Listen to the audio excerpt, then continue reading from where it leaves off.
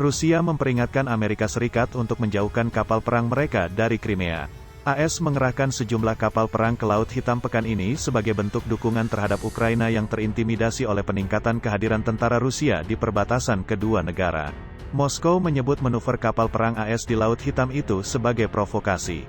Amerika Serikat adalah musuh kami dan melakukan segala cara untuk merusak posisi Rusia di panggung dunia, kata Wakil Menteri Luar Negeri Rusia Sergei Ryabkov Selasa tanggal 13 April tahun 2021 seperti dikutip oleh kantor berita Rusia.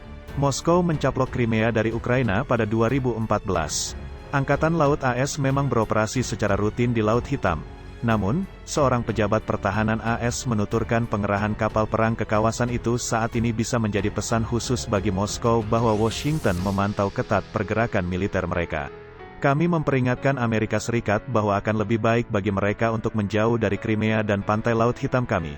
Itu demi kebaikan mereka sendiri, kata Ryabkov dikutip dari Reuters.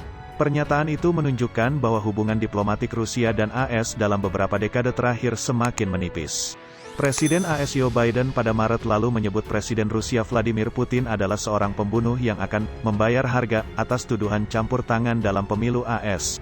Namun tuduhan itu langsung dibantah Moskow. Pasukan Rusia dilaporkan mendekati wilayah Donetsk dan Lugansk di timur Ukraina. Menurut laporan intelijen Ukraina, pasukan Rusia dan pemberontak memperkuat koordinasi dan diperkirakan bakal menggelar serangan pada pertengahan April. Kekerasan di kawasan timur Ukraina yang dikuasai pemberontak pro-Rusia kembali meletup. Dilaporkan 20 tentara Ukraina meninggal dan 57 lainnya terluka dalam kontak senjata dengan pemberontak sejak awal 2021. Padahal, kedua belah pihak sudah menekan perjanjian gencatan senjata. Namun, kesepakatan itu dinilai rapuh. Sekretaris Jenderal Pakta Pertahanan Atlantik Utara, NATO, Jens Stoltenberg, juga telah meminta Rusia berhenti mengirim pasukan ke perbatasan Ukraina untuk menghindari peperangan antara kedua negara. Sementara Rusia mengaku mengerahkan pasukan mereka sesuai keinginan, termasuk untuk tujuan pertahanan.